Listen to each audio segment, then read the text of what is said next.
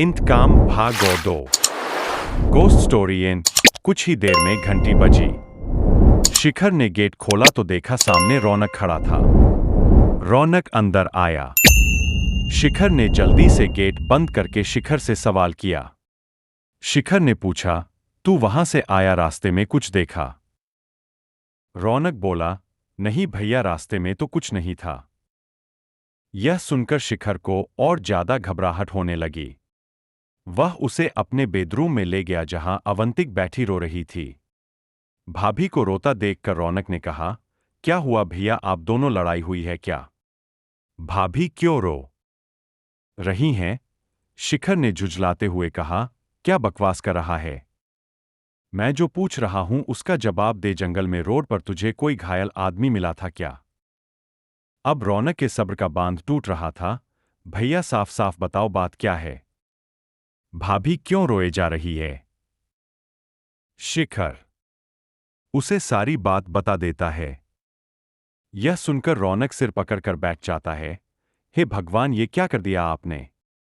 लेकिन उस रास्ते पर तो कोई नहीं मिला। शिखर ने अवंतिक की ओर देखते हुए कहा, तुम रो क्यों रही हो सकता है कोई उसे उठाकर अस्पताल ले गया हो। रौनक भी शिखर की बात का समर्थन करता है और अवंतिका को दोनों चुप कराने की कोशिश करते हैं। तीनों सोने चले जाते हैं। शिखर और अवंतिका अपने बेडरूम में लेटे थे। नींद किसी को नहीं आ रही थी। उधर रौनक भी जाग रहा था।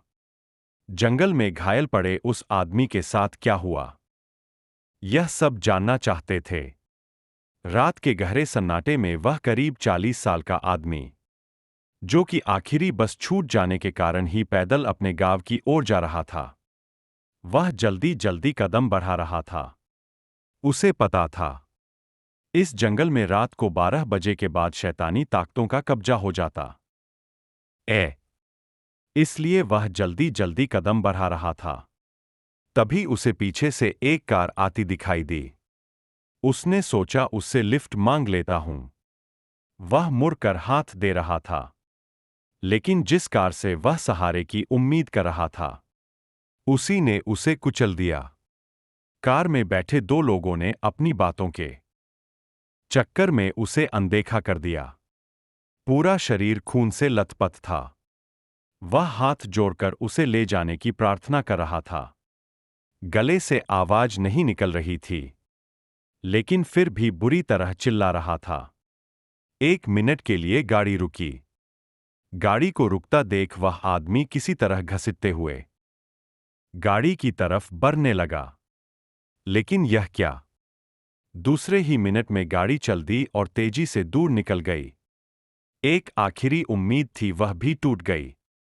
वह घायल अवस्था में अंधेरे में चिल्ला रहा था, हे भगवान, कोई तो मेरी मदद करो, किसी को तो भेज दो मेरी जान बचाने के लिए। लेकिन इस अंधेरे सुनसान जंगल में उसकी आवाज दब कर रह गई।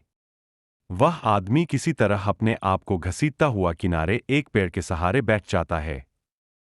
कहीं और कोई गाड़ी उसे न कुचल दे, इस डर से वह सड़क से हट जाना चाहता है। वह आदमी बुरी तरह से कराह रहा था। उसके शरीर से खून निकल रहा था, लेकिन गुम चोट भी लगी थी, जिसका दर्द धीरे धीरे बढ़ता जा रहा था। तभी पेड़ के पीछे से किसी ने उसके कंधे पर हाथ रखा। उस आदमी ने पलटकर देखा तो एक काला गहरा साया खड़ा था। उसे देखकर आदमी में कुछ हिम्मत आई। भैया मुझे बचा लो, मुझे अस्पताल पहुंचा दो, नहीं तो मैं मर जाऊंगा। तभी दूसरी ओर से आवाज आई, चिंता मत कर, हम इस दर्द से तुझे छुटकारा दिलाने आए हैं। आदमी ने झट से पलटकर देखा तो दूसरी और एक और साया खड़ा था। वह आदमी कहने लगा, भगवान आपका भला करे, मुझे बहुत दर्द हो रहा है, जल्दी से ले चलो, मैं जिंदगी भर आपका एहसान मानूंगा। तभी पहले वाले ने कहा, जीकर क्या करेगा, ये इंसान तुझे फिर से मारेंगे, हमारे साथ चल, फिर कभी मरने से डर नहीं लगेगा। वह आदमी बुरी तरह डर जाता है। उसे समझ आ जाता है कि यह कोई साधारण आदमी नहीं है। वह कहता, तुम कौन हो? मुझसे क्या चाहते हो? यह सुनकर दोनों हंसने लगते हैं। उनमें से एक कहता है, हम नरपिशाच हैं। हम सिर्फ खून पीते हैं। जिसका हम खून पीते हैं, वो हमारे जैसा बन जाता है। यह सुनकर वह आदमी रोने लगता है। माफी मांगने लगता है।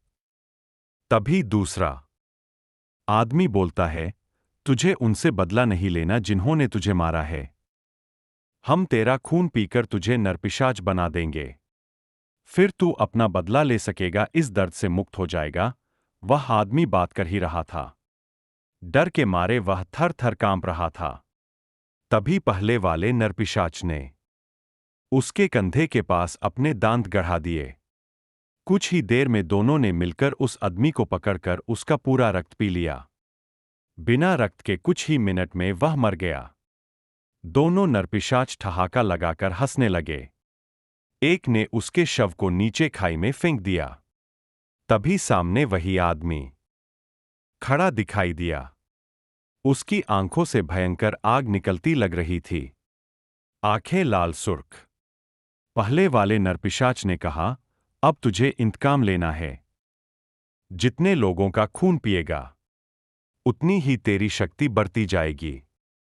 लेकिन जिसने तुझे मारा है, उसका रक्त पीने से तेरी शक्ति 4 गुना हो जाएगी। तीनों एक दूसरे का हाथ पकड़कर जंगल में गुम हो गए। शेष आगे जरूर देखे नेक्स्ट एपिसोड।